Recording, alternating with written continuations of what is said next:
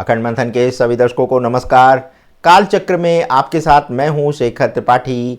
आज जो हम कहने जा रहे हैं उसे संभल कर सुनिएगा, क्योंकि जो आगे हम बताने जा रहे हैं वो मामूली खबर नहीं है।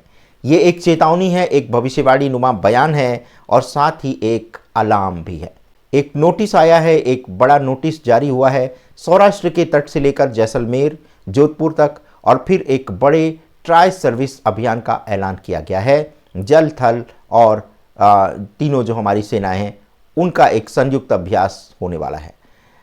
आर्मी, एयरफोर्स और नेवी तीनों मिलकर के इस समय अपनी ताकत दिखा रहे हैं, और जैसे ही अभ्यास का ये दायरा बढ़ेगा, पड़ोसी देशों में भी इसको लेकर के चर्चा शुरू हो जाएगी। और खबरें मिल रही हैं कि इस दौरान एयर स्पेस बंद हो सकता है और रूट्स रद्द हो सकती हैं, और ये सिर्फ कागज़ों पर नहीं, ये ज़मीन और आसमान दोनों पर इस तरह के मूवमेंट हो सकते हैं। जी हाँ, ध्यान दीजिए, जब बड़ी सीरियस चीज़ें जो है वो आपको होते हुए दिखाई देंगी। बांग्लादेश तक पहुंचती हुई कुछ घटनाएं भारत में एक बड़ा हलचल मचा सकती हैं। और अब बात करते हैं ग्वालियर जैसे बड़े एयरबेस जब सक्रिय हो जाएं और सेंट्रल कमांड की चुप्पी टूट जाए तो संकेत साफ है, तैयारी का स्तर बढ़ रहा है। लेकिन आखिर ये तैयारी हो किस लिए रही है?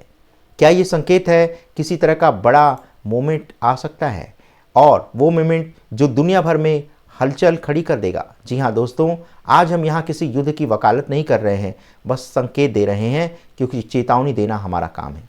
अगर कुछ बड़ा हुआ, एक बड़ा एयर इंसिडेंट, कोई हवाई छेड़छाड़ या किसी नाजुक इलाके में कोई झड़प होती है, तो उसका प्रभाव सिर्फ सीमाओं तक सीमित नहीं रहने वाला है। सोशल मीडिया मिनटों में चरमरा जाएगा, खबरें पलक झपकते फैल जाएंगी, अफवाहें आग पकड़ लेंगी, और कुछ समूह, राजनीतिक या अराजकता वाले समूह, इसी माहौल का फ़ायदा उठाने की कोशिश करेंगे।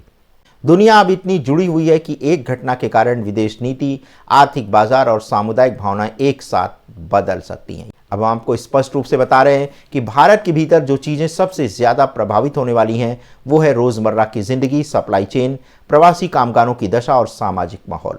और अगर सीमाओं पर तनाव बढ़ता है और हवाई मार्गों पर कोई भी अराजकता फैलती है तो चीज़ें तेज़ी से बदल जाएंगी।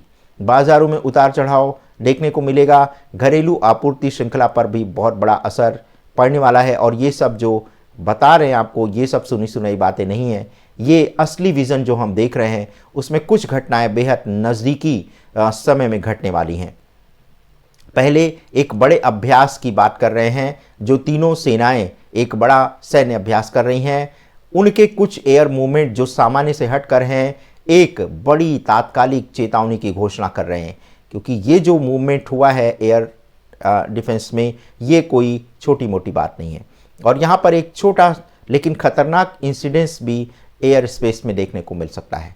ये इंसिडेंट पूरा युद्ध तो नहीं है, लेकिन एक ऐसा क्रैक होगा जो सारी कड़ियाँ हिला देगा। मीडिया उसे पकड़ेगी, हार्ड रिएक्शन तेज़ होंगे, और कुछ समूहों के लिए ये बहाना बन जाएगा और वो सख्ती की मांग करेंगे, जिससे घरेलू नीतियों में एक नई नीति बनाई जा सकती है। यहाँ सबसे ज़रूरी बात यह है कि ऐसी घड़ी में तर्क और संयम ही काम आते हैं। अफवाहें फैलेंगी, लोग डरने लगेंगे, और डर के कारण निर्णय जल्दी ले सकते हैं। इसीलिए मेरी ये सलाह है आपको, और चेतावनी भी है, कि आपको घबराना नहीं है, लेकिन जागरूक रहना है। अपने अपने परिवारों के साथ एक योजनाबद्ध तैयारी रखें, रोज़मर्रा की ज़रूरतों का बैकअप रखें, संचार के लिए कुछ अल्टरनेटिव रास्ते तैयार रखें, कि अगर टेलीफोन या इस तरह की चीज़ें बंद हो जाती हैं, इंटरनेट बंद हो जाता है, तो किस तरह से आप दूसरों से संपर्क करेंगे। और सबसे बड़ी बात, अपने पड़ोसियों के साथ सहयोग और उनके साथ एक अच्छा नेटवर्क रखें, क्योंकि यही नेटवर्क आपको आने वाले समय में बहुत बड़ी हेल्प करने वाला है। तो वैश्विक स्तर पर एक बहुत ही कठिन और निर्णायक समय आने वाला है। कुछ बड़े फैसले, कुछ कूटनीतिक चालें, ये सब इस समय में इतनी तेज़ हो सकती हैं कि आप इस पर यकीन नहीं कर पाएंगे। और एक और बात, किसी भी बड़ी कार्रवाई के पीछे अक्सर बहुत छोटी छोटी खबरें और प्रोपेगेंडा काम करते हैं।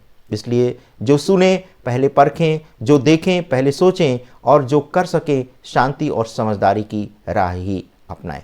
दोस्तों, हर अंधेरे के बाद सुबह आती है, हर ठंडी हवा के बाद धूप निकलती है, और ये हमारी भविष्यवाणी है। भले ही आपको सनसनीखेज लगे, एक चेतावनी है, ताकि आप और हम सुरक्षित रह सकें।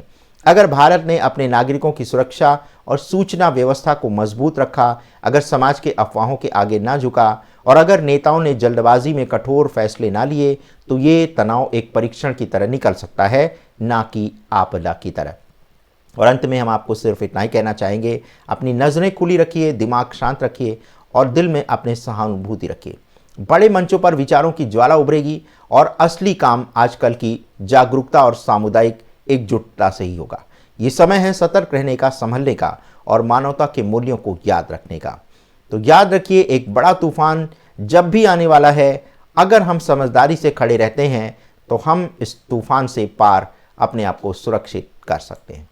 जो हमें खबरें मिल रही हैं उसके अनुसार भारत बहुत तेज़ी से एक ऐसी तैयारी कर रहा है जिसकी सूचना इंटेलिजेंस के माध्यम से उसे मिल चुकी है और भारत को ये बहुत अच्छी तरह से पता लग चुका है कि पाकिस्तान, चीन या फिर बांग्लादेश की सीमा से कोई बहुत बड़ा हमला भारत में आने वाले समय में किया जा सकता है।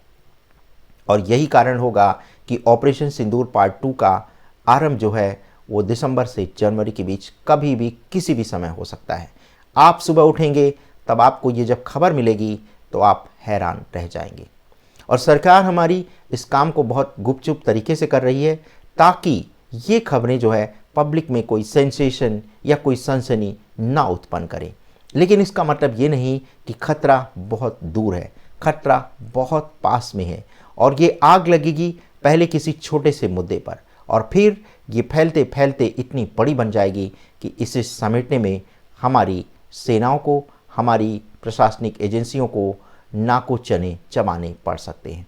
तो इसीलिए हम आपसे कहेंगे कि इस समय सोशल मीडिया पर अगर कोई बात आपको देखने को मिल रही है तो बहुत ही धैर्य से पहले उसकी सत्यता को परखें और उसके बाद ही अपना कोई रिएक्शन दें, क्योंकि इस समय जो भी आग लगेगी वो सोशल मीडिया से लगेगी और फिर देखते देखते जो विचारों की आग है वो वास्तविक आग में कैसे बदल जाएगी इसका आपको पता भी नहीं चलने वाला है। और विदेशी शक्तियां इस समय इसी ताक में बैठी हैं कि भारत में वो कौन सी ऐसी लहर, वो कैसी अफवाह फैलाई जाए जिससे देखते ही देखते ये पूरा देश सुलगने लगे। क्योंकि विदेशी ज़मीन पर कई देशों में इस तरह के प्रदर्शन हो रहे हैं जो हमारा जेनजी जो युवा है, जो अब उसको भी एक टूल बनाया जा सकता है अपने राजनीतिक प्रोपेगेंडा को पूरा करने के लिए। तो आपको रहना होगा सावधान और विशेष रूप से आपको अपने बच्चों को, जो कि इस समय 15 से 20 साल के बच्चे हैं, उनको आपको बहुत अलर्ट रखना होगा। उनकी हर गतिविधि पर आपको नज़र रखना होगा कि वो किसके संपर्क में हैं, कहीं वो किसी टूल गैंग का शिकार तो नहीं हो रहे हैं। इसके लिए आपको बहुत ही सावधान रहना पड़ेगा, क्योंकि अब जो है जो आग निकलेगी वो हर घर से निकलेगी और जब ये सड़कों पर निकलेगी तो ये बहुत ही विभीषक रूप ले लेगी। तो इसीलिए आप हमारी इस चेतावनी को चेतावनी ही समझें और इसे अन्यथा किसी और अर्थ में ना लें। हमारा कार्य है कि समय से पहले आपको सावधान कर दिया जाए।